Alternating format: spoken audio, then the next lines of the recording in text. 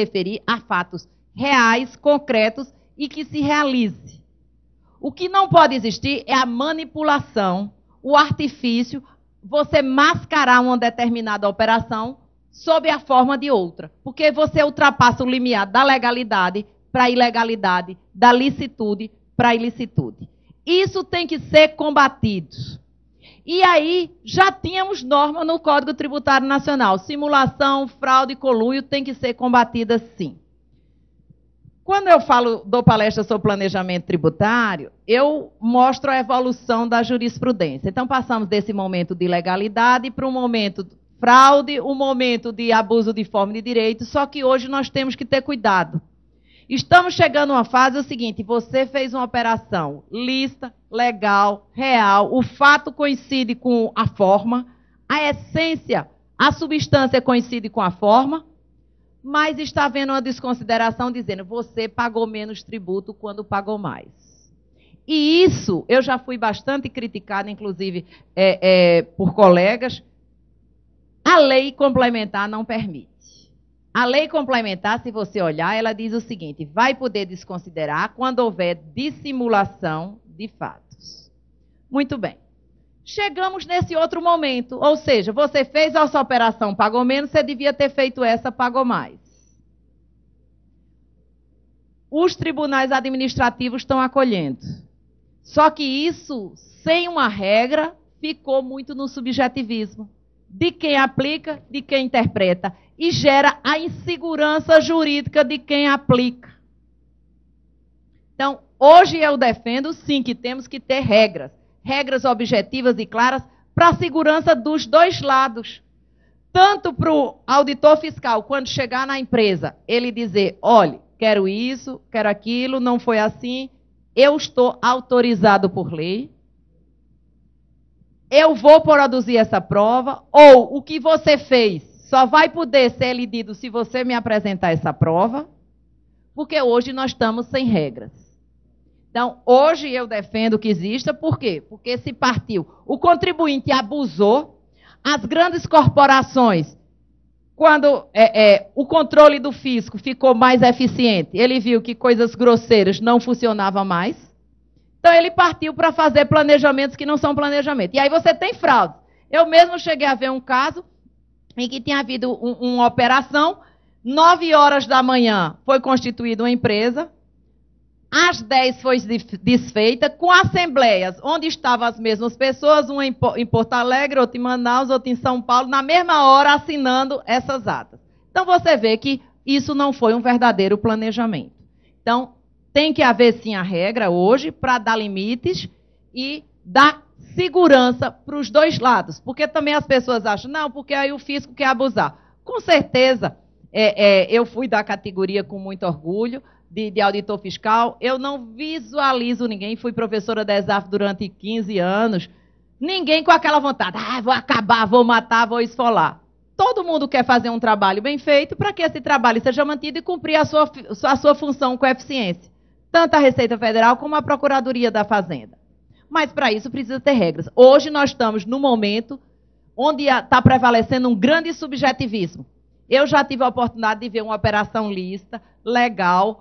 Uma empresa tomou um empréstimo no exterior, provado, reconhecido pela própria autoridade fiscal, e foi dito o seguinte, a despesa é indedutível. Por quê? Porque como não tem lei regulamentando a lei complementar 104, artigo 116 do CTN, o fisco não usa a palavra desconsiderar, porque ele só vai poder desconsiderar depois que tiver a lei. Então, se buscou um bypass, é o quê? Glosar a despesa e dizer que a despesa é indedutível. Então, nesse caso, foi super interessante, porque a cada momento se mudava o argumento e dizia o seguinte, ora, foi feito um empréstimo, mas o juro foi alto. O juro não foi alto, no Brasil era menor. Aí chegou-se ao ponto de dizer o seguinte, a empresa devia ter aumentado o capital ao invés de fazer empréstimo. Espera aí, eu posso ter recurso, e esse recurso está aplicado, e ele me render mais do que um juro que eu pague de empréstimo. E eu posso fazer a opção, desde que eu faça o quê? O empréstimo seja real, faça a operação.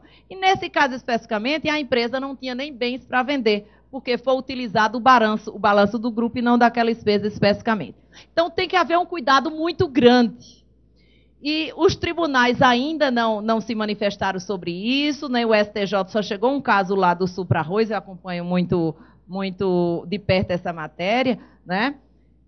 Mas as palavras essência sobre forma, propósito negocial já chegaram nos tribunais. Eu fiz uma palestra recentemente, fui fazer uma coletânea de decisões dos Supremos, e aí ele diz que tem que haver propósito negocial, tem que haver a essência coincidir com a forma. Então, isso são nortes tanto para a fiscalização, quanto também para o contribuinte. Ou seja, se ele vai fazer uma compra e venda, necessariamente ela terá que ser uma compra e venda, e não um disfarce de uma outra operação, uma doação disfarçada de compra e venda, ou compra e venda disfarçada de doação.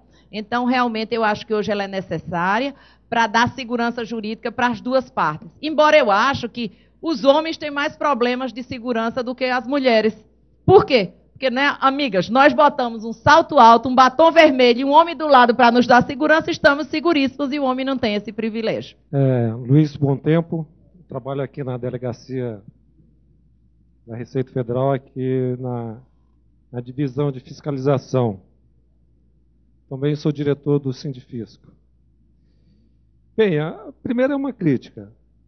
Eu não gosto muito desse exemplo de que nós trabalhamos 100 e tantos dias para pagar imposto, tal como eu também não gosto do exemplo do impostômetro, porque isso nos dá uma falsa sensação, né, um falso entendimento de que todos nós trabalhamos 100 e tantos dias para pagar imposto, sendo que uma grande parcela dos milionários do Brasil, que está lá na Avenida Paulista, talvez não trabalhe nem 50 dias para pagar imposto.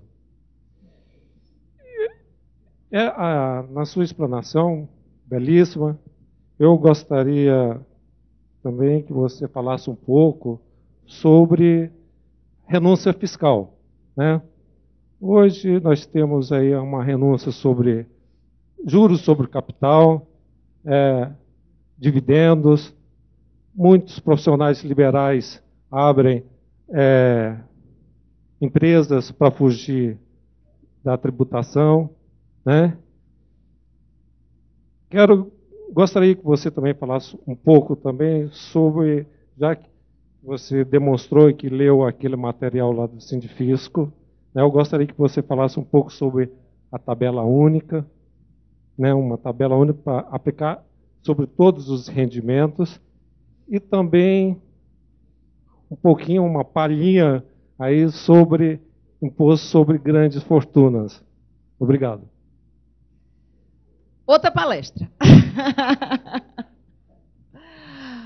Olha, agradeço as suas perguntas, as suas colocações bem interessantes, né? E se não tivesse crítica, não tinha graça, né? Então, aí não tinha nem debate, né? Eu não quero concordadores. Né? Veja, com relação a essa questão do impostômetro também, parece meio chocante. Veja, quando você tem determinadas situações, você tem que, num primeiro momento, criar coisas que choquem, até como forma de alertar. Depois foi o movimento feminista, do voto, não sei o que é que tem mais lá. Se você analisar a história, na realidade, ela só muda quando tem coisas radicais, tá? Muito bem. É realidade ou não é? Veja, se nós temos uma carga tributária de 34%, tá? Realmente nós trabalhamos quase metade do ano para isso. Tem gente que não paga? Tem. E o que é pior? Tem gente que paga mais e é a classe média. Por quê? Numa daquelas estatísticas que eu coloquei para você, se você vê a tributação em relação à renda per capita, nós temos uma renda per capita de R$6.000. Quem é que tem essa renda per capita? A classe média, porque você tem um tanto que não tem e outro tanto que tem. E se a média é que tudo paga 34, termina uma classe pagando mais do que 34, e é a classe média. Tá? E quem paga mais é o assalariado. A minha tese de doutorado, eu até quando Delaware falou comigo, eu disse, ai, nossa, adorei essa sua revistinha, que é a minha tese de doutorado, que é o livro que eu publiquei de imposto sobre a renda, exatamente provando que o assalariado é quem paga mais, que vem na fonte. Ele não tem nenhuma forma mágica de reduzir a tributação dele, porque ganhou o salário, tributou, acabou. Né? as pessoas, os profissionais liberais, etc., têm formas, tem livro caixa, criam sociedades porque a lei permite, tá? E são formas de se planejar e pagar menos tributos. São formas de planejamento tributário dado por lei. Veja, qual é o maior planejamento tributário? Escolha lucro real, lucro presumido, simples. A lei quem dá. Lucro real trimestral, lucro real anual.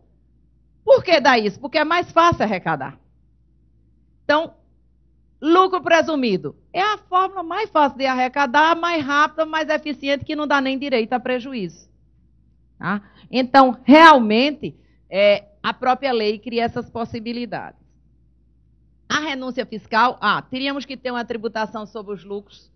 Vamos analisar. Se você mostra que você tem uma alta tributação sobre a produção, você está tributando o produto. Na hora que você tributar o lucro, você vai tributar o produto também, porque isso também vai ser repassado no preço. Na hora que você botar isso dentro do preço, quem vai pagar? Você novamente. Então, se você me perguntar, e qual é a fórmula correta? Está todo mundo tentando encontrar, uns mais, outros menos, de como teria que ser essa tributação. Uma coisa sou a favor da tributação do lucro? Sou. Da seguinte forma, embora haja distinção pessoa jurídica, pessoa física, né, e na realidade a jurídica são as pessoas físicas, né, é uma mera ficção, teria que descontar o que já foi pago na jurídica. Ou seja, o lucro não é isento, o lucro vai ser tributado na tabela progressiva. Só que o que já foi pago já vai ser descontado. Temos que ter uma tributação única, acho um absurdo a isenção de tributação de capital. Ou você aplica em bolsa, tem isenção de R$20 mil e eu não tenho, que eu ganho salário. Então, a tributação de capital, eu acho que é uma coisa urgente. Aí vem os outros. Ora, mas se eu tributar o capital, eu afasto o capital. Mas que capital é esse que está vindo para cá e usufruindo dessa tributação? Ele está sendo investido? Então, é uma outra pergunta que tem que fazer. Eu fico, assim, injuriada com as isenções, com as alíquotas de 15, de 10, de 20, menos do que a alíquota do assalariado que você tem sobre a tributação do capital. Acho que isso tinha que ser urgentemente retificado. Isso também já constou, eu era na época até auditora da Receita, e já constou lá no meu livro, para você não dizer que é discurso que eu estou agora perto de fiscal da Anfip, estou morrendo de medo de ser fiscalizada. Eu até disse para Marcos Vinícius que meu sonho é ser fiscalizada pela DEMAC. Por quê? Quem está na DEMAC fatura mais de 80 milhões por mês, né? Eu acharia chiquérrimo. Eita, o fiscal da DEMAC chegou lá no meu escritório, né? Mas, pelo amor de Deus, eu estou lá no Simples. Muito bem. Então, veja só. Então, eu sempre defendi que a gente vai ter que fazer alguma coisa. Agora, realmente, essa tributação da produção, eu acho que é a mais injusta. Tínhamos que racionalizar isso aí. Veja, se você analisar, imposto sobre a renda e CSL é exatamente a mesma coisa, só para não dizer que é 34% e para não destinar parte da CSL para os estados. PIS/COFINS, exatamente a mesma coisa. Quando eu defendi a lei do Simples, eu defendia dizendo o seguinte, quem paga não precisa saber para onde vai, quer dizer, como cidadão precisa, mas ele não precisa pagar um DAF para um, DAF para outro, DAF para outro. Isso gera um ônus, gera um custo. Eu pago a alíquota 10%, 15%, 30%, a realidade do que se paga. Foi essa, inclusive, a minha bandeira quando, em 2003, trabalhei na reforma tributária, trabalhando do Simples. Tá certo? Então, tem que ser revistas algumas renúncias fiscais, porque você termina o quê? Uma tributação regressiva. Quem ganha mais? Os mais ricos, não sei se estão na Avenida Paulista, ou se estão na Vieira, não sei, Solto, ou se estão nos picolés aqui de Brasília, tá? Eu não sei onde eles estão, gostaria de estar lá com eles também, tá? Mas temos que rever, realmente está vendo isso. Imposto sobre grandes fortunas. A gente já paga imposto sobre grandes fortunas quando você paga imposto sobre transmissão, etc. Isso aí. Se a alíquota está justa ou se não está justa, se está indo para o ente certo ou não, é uma outra coisa. O único cuidado que tem que se ter quando se fala em tributação é o impacto disso. Ou seja, você quer que suba lucro, quer que suba grande fortuna, quer que suba isso. Isso vai ter sonegação, isso vai impactar o produto. Eu estava na Receita Federal em 91, quando as alíquotas, você vê, em 88, nós não tínhamos a progressividade na Constituição. E tínhamos 5 alíquotas ou 6, não sei quem lembra aí. Já tivemos a alíquota de 55%, não sei se vocês lembram. Eu não lembro, mas os mais antigos contam para mim, tá? Mas tínhamos a alíquota que ia de 5% a 55% em 1985. Quando entrou o princípio da progressividade na Constituição, imediatamente ficamos com 2 alíquotas. E o argumento naquele momento é, vamos reduzir a alíquota para reduzir a sonegação. Reduziu a sonegação? Não sei. Isso eram estudos que precisava ver o impacto disso para fazer. Agora, que realmente o sistema